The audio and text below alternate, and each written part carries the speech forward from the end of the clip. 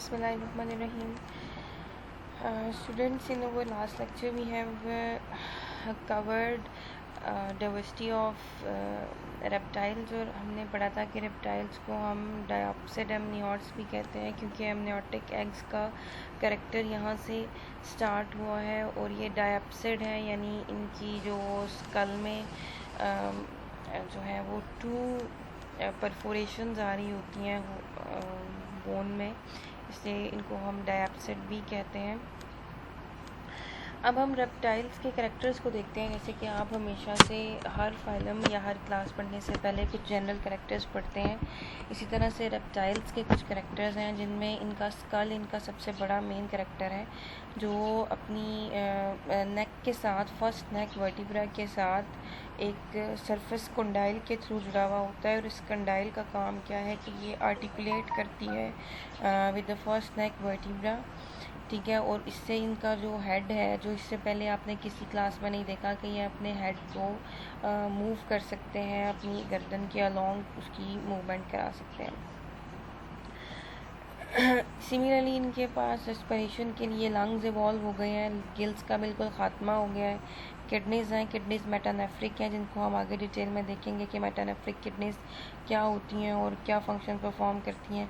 Fertilisation इनके अंदर internal होती है और एग्स जो हैं वो एमनियोटिक एग्स प्रोड्यूस होते हैं। एक और जो बड़ा डिस्टिंक्ट फीचर है रेप्टाइल्स का वो है कि इनकी स्किन केराटिनाइज्ड होती है।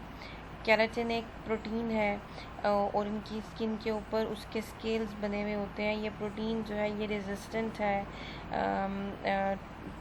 Towards you can say environmental hazards, इसको बचाती है। रेजिस्टेंट प्रोटीन है जो कि एपिडर्मली डिराइव्ड स्ट्रक्चर्स ऑफ एमनियोट्स से बनी हुई होती है, यानी जो एमनियोट्स की एपिडर्मिस है वहाँ से केराटिन डिराइव होती है। ये प्रोटेक्टिव है, ठीक है। और इसमें ये जो प्रोटीन है वो फॉस्फोलिपिड्स के साथ बाइंड करती है और फिर स्केल्स बनाती है किसी भी एमनियोट की स्किन के ऊपर, तो इसलिए हम इसको केराटिनाइज्ड स्किन भी कहते हैं। केराटिनाइज्ड स्केल्स प्रेजेंट हो सकते हैं, ठीक है। और ये वाटर लॉस को प्रिवेंट करेगी बॉडी सरफेस से।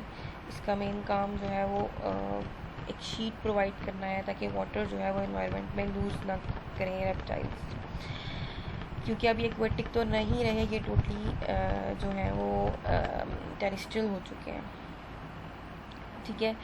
और अपनी डिस्ट्रीब्यूशन में हमने जो 4 ऑर्डर्स पढ़े थे उनमें से मोर इम्पोर्टेंट्स जो हैं ऑर्डर टेस्टोडाइन, स्क्वेमेटा और क्रोकोडिलिया, ये तमाम कॉन्टिनेंट्स में पाए जाते हैं, ठीक है। इसके मेंबर्स, तमाम ऑर्डर्स के मेंबर्स जो हैं तमाम कॉन्टिनेंट्स में पाए जाते हैं, सिवाय अंटार्कटिका के। ये वो उतनी सर्दी को अफोर्ड नहीं कर सकते, ठीक है। और major ecosystems tropical, sub tropic environments में इनकी काफ़ी ज़्यादा डाइवर्सिटी प्रेजेंट है। तो first of all we will discuss about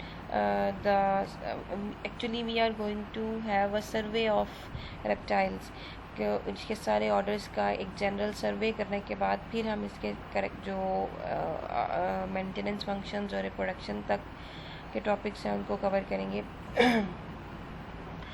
जब हम ऑर्डर टेस्टोडाइन्स की बात करते हैं तो टेस्टोडाइन वो ऑर्डर है जिसके अंदर टर्टल्स यानी टर्टराइजेस एंड टर्टल्स इंक्लूड है, ठीक है। और इसकी बहुत ज़्यादा स्पीशीज़ जो हैं वो इस ऑर्डर की वो क्या हो चुकी हैं, एक्सटिंक्ट हो चुकी हैं, ठीक है। अभी जो है वो 300 स्पीशीज़ जो हैं आप कह सकते हैं टेस्टोडाइन्स की यानी टर्टल्स की मौजूद है।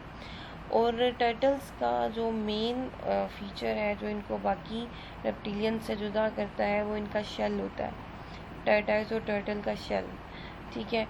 अब शेल आप जो है उसको देखो तो इस तरह से ये स्ट्रक्चर होता है शेल, ठीक है। तो शेल का एक डॉर्सल हिस्सा होता है, एक वेंट्रल हिस्सा होता है। ये वेंट्रल हिस्सा आपको अभी इस डायग्राम बी में बाहर की तरफ नज़र आ रहा है और इसकी बैक के ऊपर इसका डॉर्सल पोर्शन होगा, ठीक है। तो इन दोनों हिस्सों के नेम्स रखे गए हैं। जो डॉर्सल पोर्शन होता है उसको आप कहते हो डेट इज़ कैरापेस, और जो वेंट्रल हिस्सा होता है टर्टल शेल का, उसको आप कहते हो प्लेस्ट्रॉन। ठीक है, the dorsal portion of the shell is the carapace and the ventral portion is called the plastron. ठीक है, अब ये जो शेल है, इसके अलावा शेल के अलावा इनके लिम्स जो हैं वो इंटरनली रिब्स के आर्टिकुलेट किए हुए होते हैं।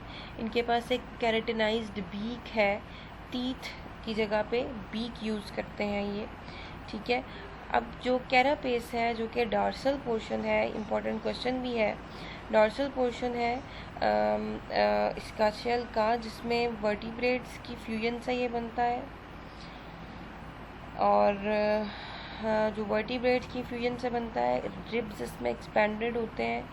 ठीक है, बोन्स प्रेजेंट होती हैं डर्मिस के ऊपर, और कैराटिन जो है वो बोन को कवर करती है, यानी डॉर्सल सरफेस के ऊपर कैराटिन शेल को, कैरापेस को कवर करती है। वेंट्रल पोर्शन शेल का, जिसको हम प्लेस्ट्रॉन कह रहे हैं, ये भी बोन से मिलकर बना है। बोन्स ऑफ पेक्टोरल गर्डल, यानी जहाँ पे इसके लिम्स हैं वहाँ पे बोन्स ऑफ पेक्टोरल गर्डल हैं, और डर्मल बोन्स हैं, और कैराटिन यहाँ पे भी प्रेजेंट होगी। तो कैरापेस में हमारे पास रिब्स हैं, बोन्स हैं, कैराटिन है। प्लेस्ट्रॉन में हमारे पास रिब्स नहीं एसोसिएटेड, बल्कि हमारा जो टर्टल है या टर्टाइज है उसका पेक्टोरल गर्डल इन्वॉल्व होता है इसमें। ठीक है, और कुछ जो हैं वो टर्टल्स ऐसे हैं जिनके सेल्स में फ्लेक्सिबल एरियाज़ होते हैं। ठीक है, हाइंजेस होते हैं।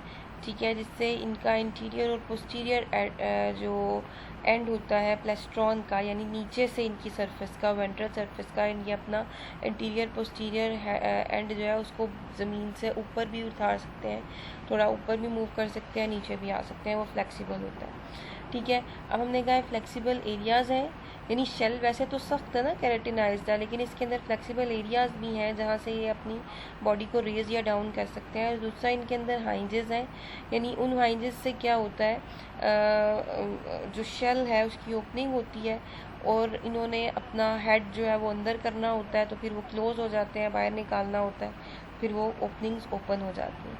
ठीक है, एक बड़ा इम्पोर्टेंट कैरेक्टर जो यहाँ पे टर्टल्स का आप देखोगे वो ये है कि इनके जो सर्विकल वर्टिब्री, सर्विकल वर्टिब्री कहते हैं गर्दन के हिस्से की हड्डियाँ, तो सर्विकल वर्टिब्री जो होती है वो यूँ कलेक्ट होकर ना 8 वर्टिब्रीज हैं, you can see over here, कि स्कल के बाद हमारे पास यहाँ पे ये हाई वाइड बोन हम लास्ट लेक्चर में देख चुके हैं।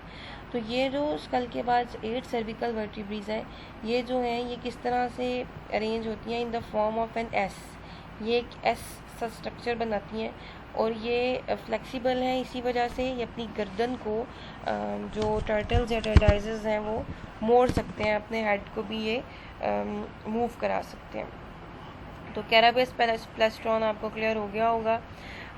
एक और जो बड़ी इम्पोर्टेंट बात टर्टल्स के अकॉर्डिंग आप देखोगे कि इनके लाइफ स्पैन बहुत बड़े बड़े होते हैं, 14 से 15 साल तक ये अपनी ज़िंदगी गुजार सकते हैं।